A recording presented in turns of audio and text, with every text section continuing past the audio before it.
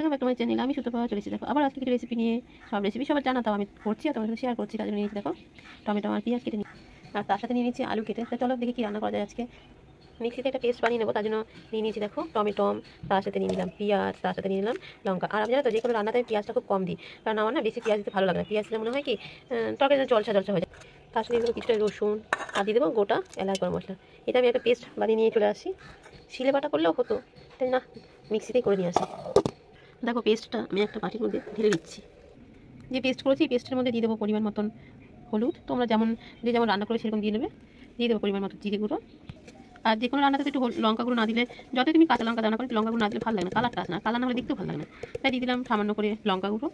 আর যে জিনিসটা না দিলেই না, সেটা এটা মানে এত কিছু আইটেম মানে আয়োজন সব নষ্ট হয়ে যাবে, সেটা কী বলতো লবণ। মানে নুন না দিলে কেউ গুণ গাইবে না, এমনকি যে যা রান্না করবো তা সেও আমার গুণ গাইবে না। তার জন্য পরিমাণ মতো দিয়ে দেবে লবণ। দিয়ে মশলাটা দিয়ে মাংসটাকে ম্যারিনেট করে রেখে দেবো কিছুটা সময়। দিয়ে আমি হাত দিয়ে মেখে নিই ভালোভাবে। তাতে দিয়ে দেবো যেটা সর্ষের তেল দিয়েও কিছু মাখিয়ে রেখে দেবো। আমি কিন্তু কোনো রকম দই বা লেবু ব্যবহার করি না, আমার ভালো লাগে না আমার দই বা লেবু রান্না করতে। আমার যেন মনে হয় সেই গন্ধটা চলে যায়, তার জন্য তাই জন্য এটা থাক মাখা ঢেকে রেখে দিই।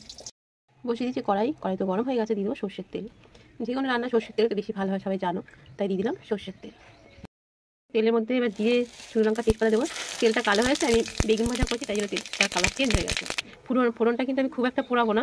দিয়ে দেবো আলুটা একটু ভালো করে ভেজে দেবো আলুটাকে। দেখো আলুটা কিন্তু অনেকটা ভেজে নিয়েছি। এর মধ্যে তখন তো দেখলে ম্যারিনেট করে যে মাংসটাকে এর মধ্যে দিয়ে দেবো। দিয়ে দিয়েছি। এবার আর কি ভালো করে নাড়াচাড়া করে কষিয়ে নিই যতক্ষণ না মাংস থেকে তেল ছেড়ে আসে। সবাই তো জানো, তাও আমি বলছি খুব ভালো করে এবার কষাবো, বুঝেছো? দেখো কষাতে মশলাটা ছেড়ে দিচ্ছে, তেল ছেড়ে দিচ্ছে। দেখো কষানো হয়ে গেছে, যত কষাবে তত তরকারি টেস্ট বাড়বে, তোমরা তো সবাই জানো। দেখো মশলা থেকে তেল ছেড়ে দিয়েছে, কষানো হয়ে গেছে। ঠিক আছে, এই কষানো মাংস খেতে আমার বেশি ভালো লাগে, কেন জলের থেকে জল থেকে যদি মাংসটা একটু অন্যরকম হয়ে যায়, এটা থেকে বেশি ভালো হয়, তাই না? এবার দিয়ে দেবো গরম জল। তোমরা অবশ্যই গরম জল ব্যবহার করবে, তাছাড়া কী বলতো তরকারিটা ভালো টেস্ট। দেখো গরম জল দিলে বুঝে সঙ্গে সঙ্গে তরকারিটা ফুটে ওঠে, তাই না? একটু ফুটে যাক ভালো মতো। আর আমি তো দেখলে এলাচ দিয়েছিলাম যখন পেস্ট করেছি, তখন পেস্টের মধ্যে এলাচ দিয়েছি, তাই আমি গরম মশলাটা আর ব্যবহার করবো না, বুঝতে পেরেছো? দেখো তরকারি হয়ে গেছে, কালারটা দেখো জাস্ট ওয়াও। এবার গ্যাসটাকে আমি অফ করে দেবো। নাবিয়ে নিয়ে দেখাচ্ছি কীরকম হয়েছে।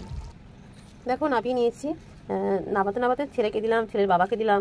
ছেলের বাবা বলছে খুব স্বাদ হয়েছে, বুঝেছো? তা আমার মাংস রান্না দেখতে চেয়েছিল মিষ্টি বোন, তা কেমন হয়েছে অবশ্যই বলো। আর আমার রান্না তো তোমাদের সবসময় বলি আমি ঘরোয়া রান্না করি, যেটা একটা মধ্যবিত্ত পরিবারে থাকে। যেমন আজকে দেখো মাংসটা কিন্তু লেবু আর টক দই কিন্তু আমি দিইনি, আমি আমার মতন করে রান্না করেছি, যেটা ঠাকুমারা করতো, তাই না? বলো তাই কেমন লাগলো অবশ্যই বলো। যারা এখন চ্যানেলটা সাবস্ক্রাইব করেনি তারা সাবস্ক্রাইব করে পাশে থেকে সবাই সুস্থ থাকো, ভালো থাকো, সবাইকে টাটা।